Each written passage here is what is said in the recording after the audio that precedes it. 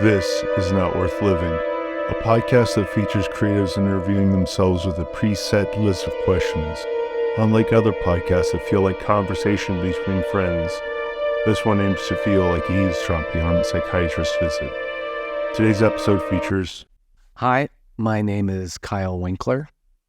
I am a writer and a teacher. And Ira has asked me to answer some questions. I guess I could ask some questions rhetorically, but answer some questions for Not Worth Living. Okay, so first question, what makes you tick?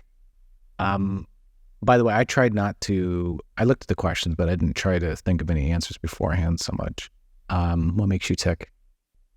Weirdness? I don't know. I say that, but then I go on rants often when I teach my classes about how people should be more on board with boredom and banality. I think I mean boredom and banality in the living world. And people are too eager to want to be distracted. And that includes myself. And so if you're more on board with banality and boredom, and I don't see those as negative, sort of just embracing the world as it is, which is what I think people see as banality and boredom, then when something comes along that isn't and is weird, truly weird, then you can really embrace that and kind of let that fuel you for however long it can fuel you. I try to let things like that, but I'm obsessive too, so I can get fueled by something small for a very long time. Second question, would you open an envelope with your death date? I think pretty resoundingly no. I have thought about this before being asked this question. Some form or fashion of like, would you live a better life if you knew when your life was going to end? I mean, do you believe in free will? I mean, if you don't believe in free will, then it doesn't matter. If you do believe in free will, then almost, I think 99.99 repeating percent of people alive would be hamstrung and paralyzed by knowing when they were going to die.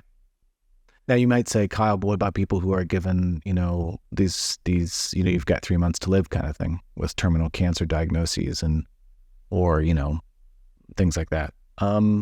Those are real. I think those are sort of equivalent.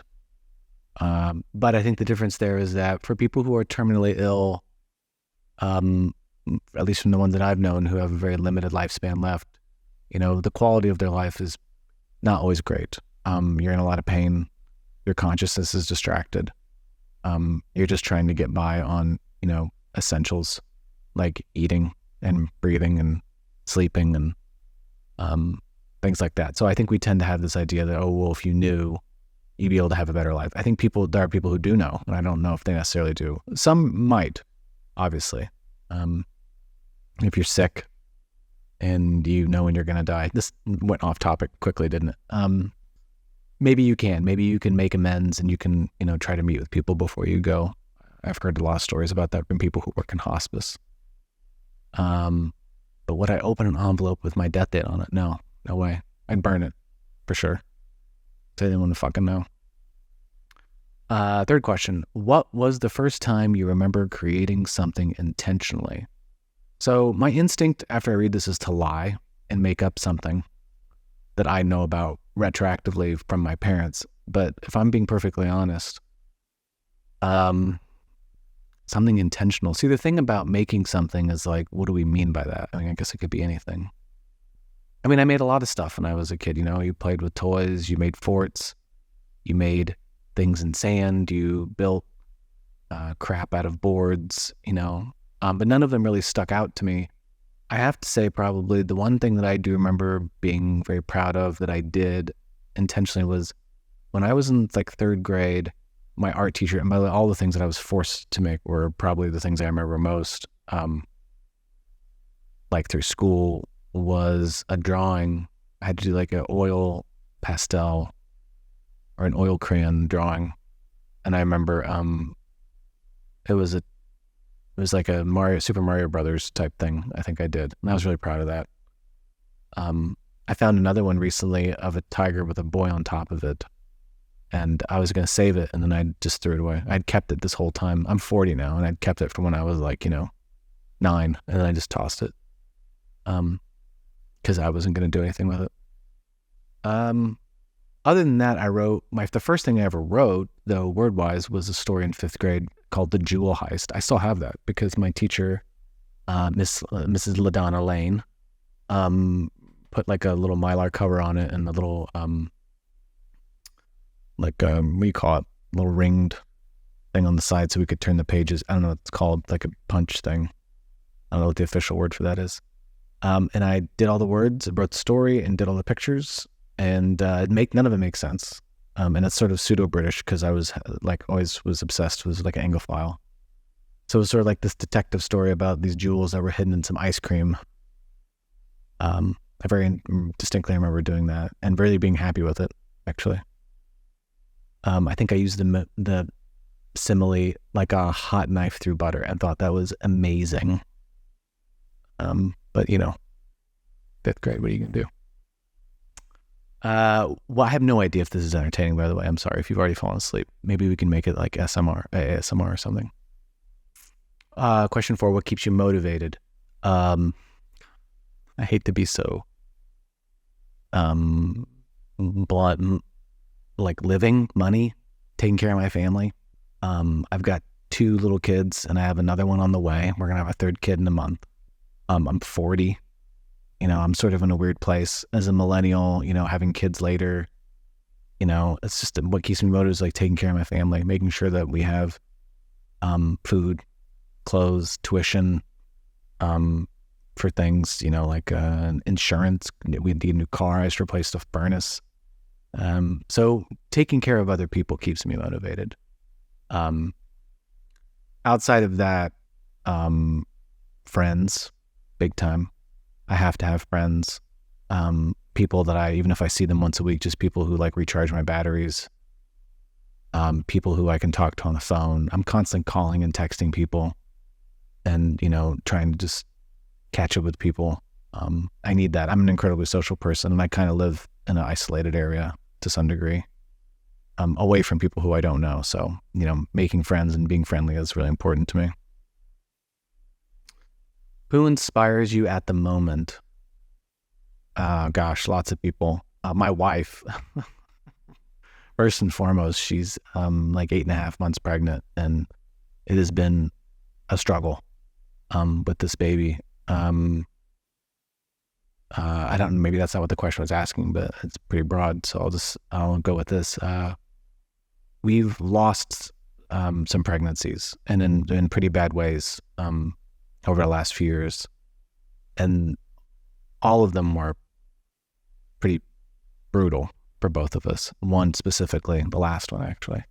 And so we didn't really think that we were gonna get pregnant again until we did, and then it was like, wow, okay, well, we kind of didn't expect that to happen, and then it did, and it's so far it's going well, and it's really tough. I think we really maybe men do. I shouldn't say women, but like.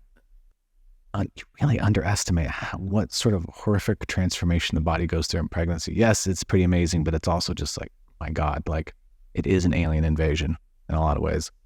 So her ability to get up every day and still do things, even while having this baby in her, and all the extra blood and extra fluid and all the headaches and the nausea, which have just consistently gone on through this pregnancy, is pretty amazing. She's very strong and it's very inspirational to me.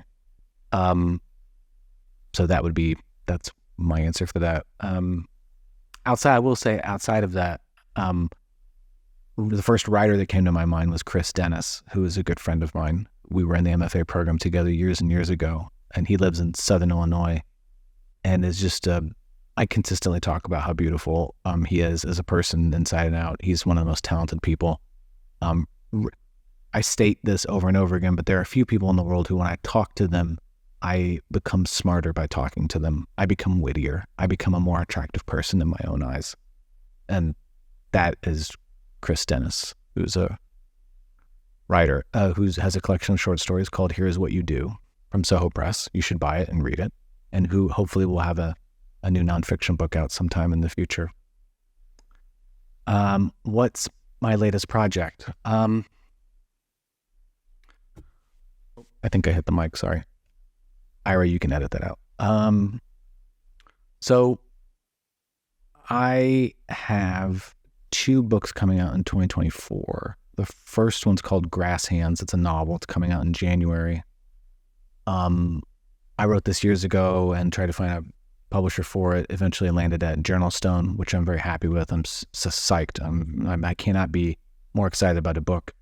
I really think it is probably the best thing I've written or released, rather, what that will be released. I think the best thing I've written is something that no one will ever read, actually, fortunately. But it's a cosmic horror novel about libraries and moss and gig work and being friends with older people, which sounds weird. Dealing with the internet in a weird way. I think people are going to understand how much the Grasshands is about the internet, because I didn't make it directly about the internet, but it really is about the internet. It kind of connects actually exactly up with the first question, which is what makes you tick. So you can scroll back and listen to what I said to that. And then I have a second book that was just accepted for publication. Castaigne is going to publish that late summer, early fall. It's called Tonebone, and it follows a character from my first book, The Nothing That Is. She is a gay biker, anarchist, occultist, and I was just in love with that character. She's only on screen or on page for like 5 pages, and I just wanted to know what happened to her, so I wrote a whole book about her. And that's going to come out. And the kick-ass guys at Castaigne also want to do a whole tarot deck based off some cards that I made up in my book. So we're going to do something kind of cool for that too. Other than that, I know this is like not my latest project. This is 2 projects, but I'll tell you a third since I have you captive here. I'm working on a book now that I've been working on for probably about 1.5 years. The working title is The Night Janitor, about a guy who has a brother who's a detective in a small town, and these series of murders occur, and he wants to try to solve them behind his brother's back. And they're very weird. So like when he goes to try to find out and talk to people who are related to or know the victims, they suddenly don't remember anything about these people. So it's on the surface seems like a murder mystery, but obviously goes sideways very quickly. Next question. If money was no object, what would be your dream project? That's easy. I would start my own press. I would buy a press. I've said this a lot. I think one of the great things about living in our current era is that self-publishing, of which I am one, I'm a self-published author. My first 3 books are self-published. Was only possible recently because of the rise in quality of materials, physical materials. I had tried self-publishing many, many years ago, but not the technology wasn't really there yet.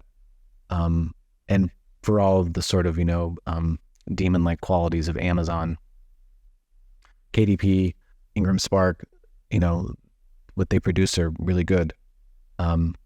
Say what you want about the companies, of which they suck, but the material goods actually look nice, which gives people sort of a fighting chance if they want to, quote unquote, go it alone. But I always complain, I'm like, what would make things better? And I was like, I'd have to own my own press, literally buy my own press. And I've heard of sort of co-op groups that do this. I think there are some that exist. Many people have told me about them. I think they're fantastic. And everybody sort of takes turns, publishing their book, and they all work together to put it together and compose it. As a compositor, put it together, right, and design it and then print it. And it's just like sort of a communal celebration. I have a friend, Richard Marabella, who often says that we're going to reach a sort of future where books are these sort of arcane trinkets that we just trade with each other, right? From going from mass entertainment objects to, these sort of slightly occult trinkets that we produce and exchange in a weird way, which is both sad, but also is like, you have to kind of just accept where the future goes for things. So maybe that's how it works. But yeah, I buy press. And then that doesn't solve the issue of paper though. So I'm just stuck with a giant fucking press in my basement. Next question. Is there a quote or a motto that you work by? Yeah, there are a couple. I'm going to make sure I have this right. There is a quote. I'm literally Googling it as we speak. Okay, so apparently Hillel the Elder said, "If not now, when?" Or a version of that is, "If not now, then when?" And I think he also said something, "If I am not for myself, who will be?"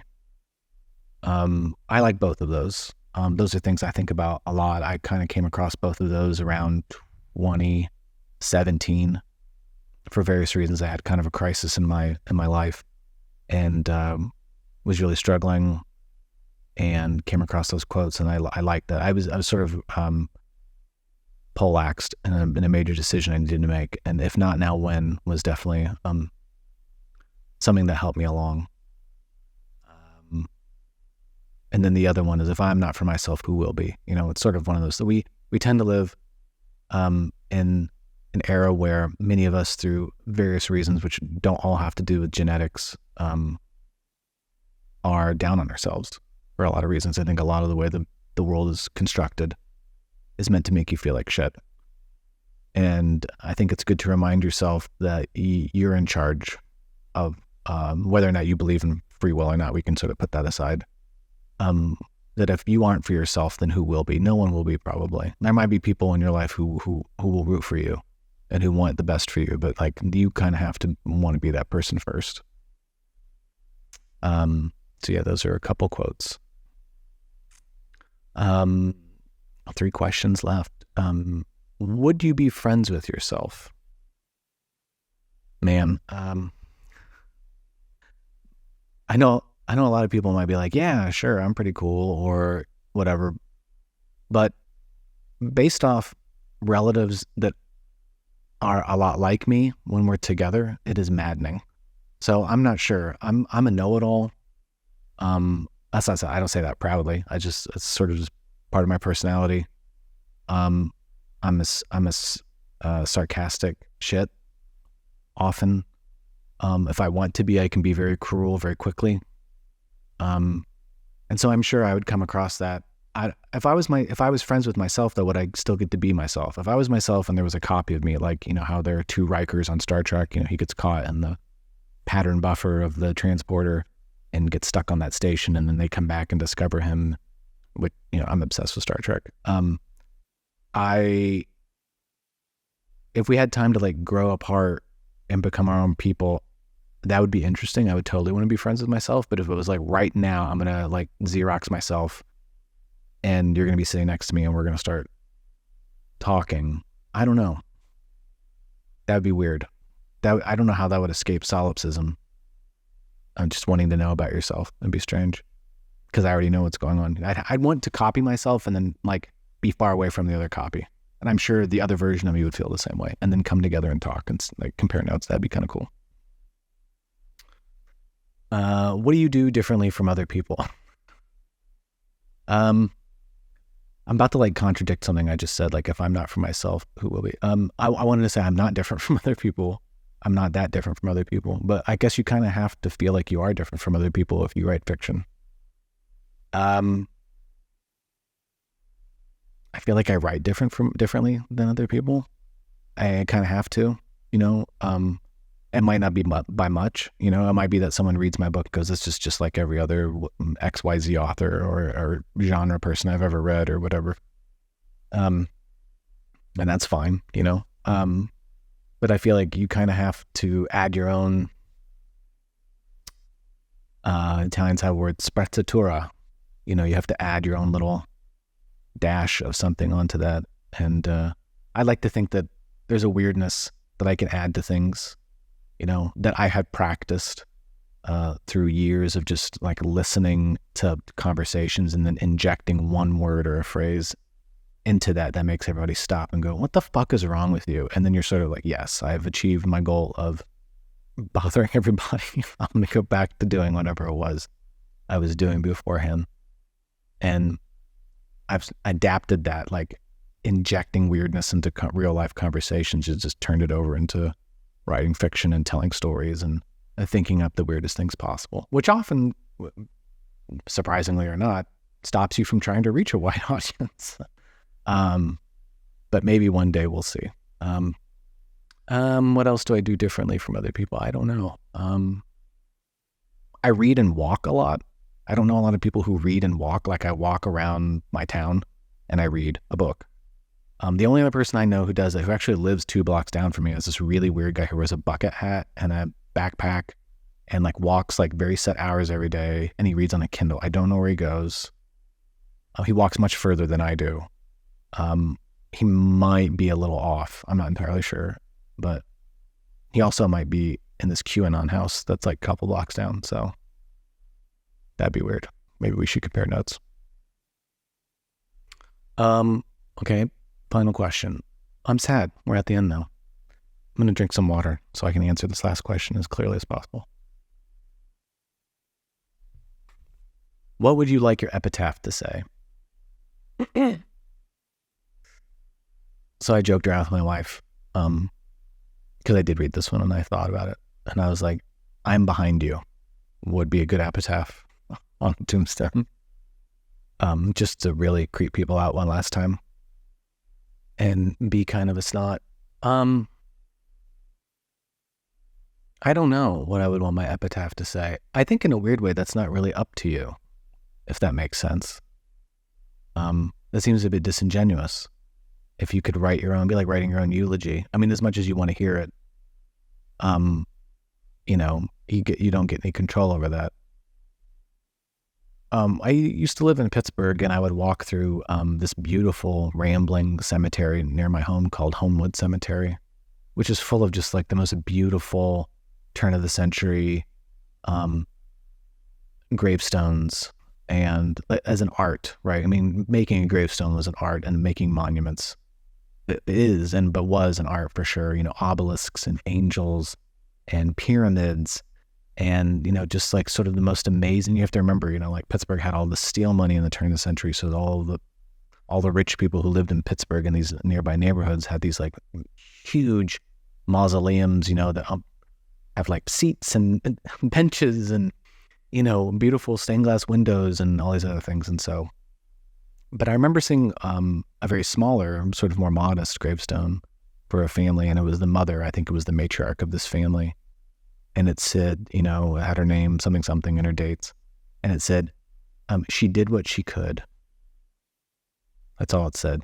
She did what she could. And I thought, at first, I was sort of like, man, that's sort of a backhanded compliment, if not an outright insult to this woman who probably busted her ass very hard to try to make a living and take care of people.